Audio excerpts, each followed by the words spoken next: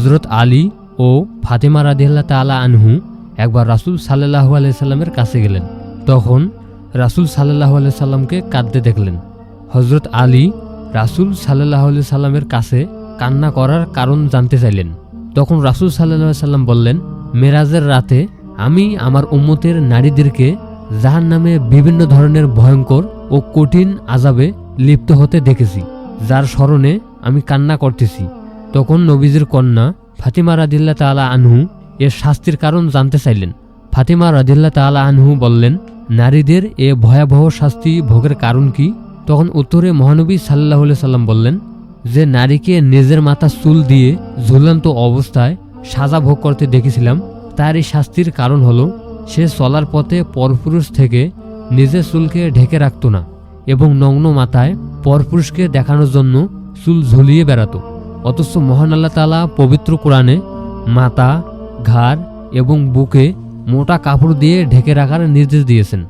আর একটি কারণ বলতে গিয়ে রাসূল সাল্লাল্লাহু আলাইহি সাল্লাম বললেন, যে নারীদের নিজ জিহ্বা দ্বারা ঝুলন্ত অবস্থায় জাহান্নামের শাস্তি ভোগ করতে দেখেছি, তাদের ওই শাস্তির কারণ হলো তারা কথাবার্তায় স্বামীকে কষ্ট দিত। তাদের জবান থেকে শাশুড়ি, আত্মীয় স্বজন, এমনকি প্রতিবেশী পর্যন্ত নিরাপদ থাকতো না।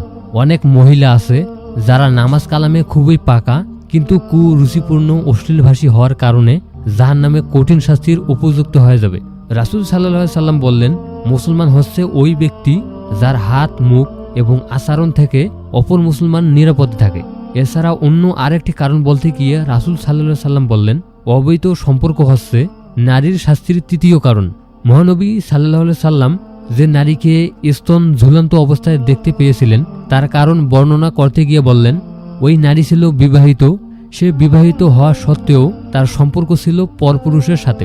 মহান আল্লাহ তাআলা পবিত্র কোরআনে লজ্জাস্থান হেফাজতকারীকে বা লজ্জাস্থান হেফাজতকারী মহিলাকে জান্নাতি বলে ঘোষণা দিয়েছেন।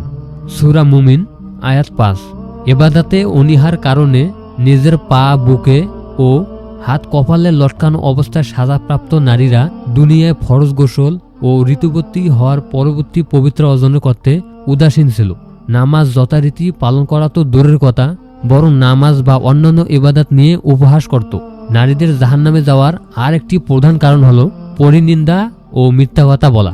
মুখাকৃতি শুকুর ও শরীরের বাকি অংশ গাধার ন্যায় রূপান্তরিত আর অসংখ্য সাপবিচ্ছু বেষ্টিত অবস্থায় নারীদেরকে শাস্তি ভোগ করতে দেখেছেন রাসূল সাল্লাল্লাহু আলাইহি সাল্লাম। তাদের এই শাস্তি ভোগ করার প্রধান কারণ ছিল তারা পরনিন্দা ও মিথ্যা কথা বলতে অভ্যস্ত ছিল। হিংসা ও খোঁটা দেওয়া তাদের প্রধান অভ্যাস ছিল। রাসূল সাল্লাল্লাহু আলাইহি সাল্লাম জাহান্নামে যে নারীকে কুকুর আকৃতির ও তার মুখে আগুন ঢোকে মলদার দিয়ে বের হতে দেখেছেন, সে ছিল হিংসুক ও খোঁটা দানকারী। মহান আল্লাহ তাআলা আমাদের শুধরানোর এবং আমাদেরকে বোঝার তৌফিক দান করুক, আমিন। ভিডিওটি ভালো লাগলে চ্যানেলটি সাবস্ক্রাইব করতে পারেন। দেখা হচ্ছে পরের কোনো ভিডিওতে। ততক্ষণে নিজের খেয়াল রাখুন। আল্লাহ হাফেজ।